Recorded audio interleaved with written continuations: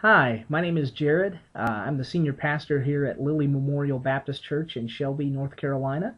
And this is the first of our video blogs that we're going to be doing. It's Wednesday, June 17th.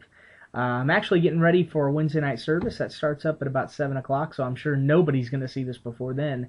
But this is kind of going to be a forum for myself to do some video blogging, to do some devotionals with you guys. If you're interested, you can kind of read along with me every day. You can read where I am. Today I'm in Mark 3, and I'm just going to continue to go. We're going to be in Mark 4 tomorrow, which will be Thursday the 18th. So if you want to follow that, you certainly can. But we're going to be talking about a lot of different things. We'll be talking about all kinds of things, social issues. We'll talk about church issues. We'll talk about culture. We'll talk about movies and music and TV and different things that have effect on our generation today and our country today. There's a lot of issues going around, and lots of big ones, even politically, with the economy. And actually, in the last week, there's been a lot of things going on worldwide with North Korea and their weapons that they're working on, and then also Iran having the elections, and now there's a lot of upheaval there because they're saying the elections were thrown. So again, there's a lot of stuff in our world that there's some crazy stuff, and it needs a little bit of thinking. If you're a Christian, if you're not a Christian, a lot of this affects you, and we're gonna try to see what God has to say on some of these issues, and what a Christian perspective, or at least my Christian perspective, looks like.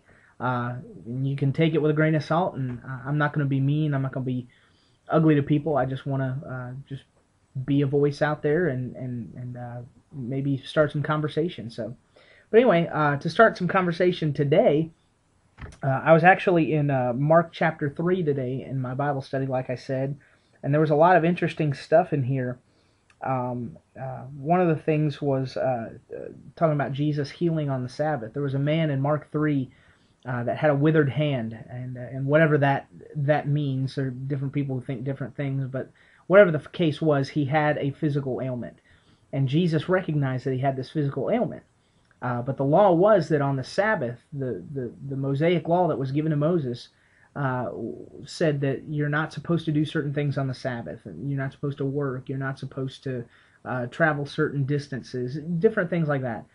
And the Pharisees saw Jesus had this man, or at least they saw that this man had entered into the synagogue with this withered hand. And so the Pharisees are watching him closely to see what he's going to do. And Jesus decides that, he's going to ask them the question and try to make them answer the question. And his question to them was this: is it lawful on the Sabbath to do good or to do evil, to save life or to kill? And the Pharisees kept silent. And it says in the next verse, in verse 5, and when he had looked around at them with anger, being grieved by the hardness of their hearts, he said to the man, stretch out your hand. And he stretched it out, and his hand was restored as whole as the other. So Jesus does this healing, and the Pharisees get all indignant about it. In verse 6, the Pharisees went out and immediately plotted with the Herodians against him, how they might destroy him. They go to the council of the time, or the government of the time, and say, hey, he's going against this law that we govern ourselves by. But the question that Jesus brings up is a really interesting question.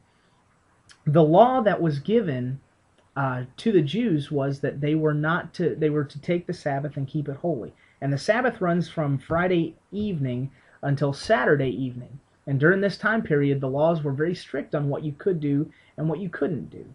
And so Jesus, though, says, is it lawful on the Sabbath to do good or to do evil, to save life or to kill? So Jesus here insinuates that not doing something is just as bad as refusing to do something that's good.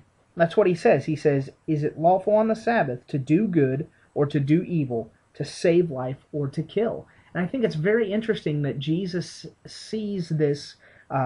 If he had gone to this man, or this man had come to him, and he sees the withered hand, that it would be evil for Jesus. It would be just as bad for Jesus to not do anything as it would for him to just say, no, I'm not going to heal you whatsoever at all. I find that very interesting, and I think that's something we can apply to our own lives as well. Sometimes we get into situations where we look for ways out. We look for ways out of trying to help people.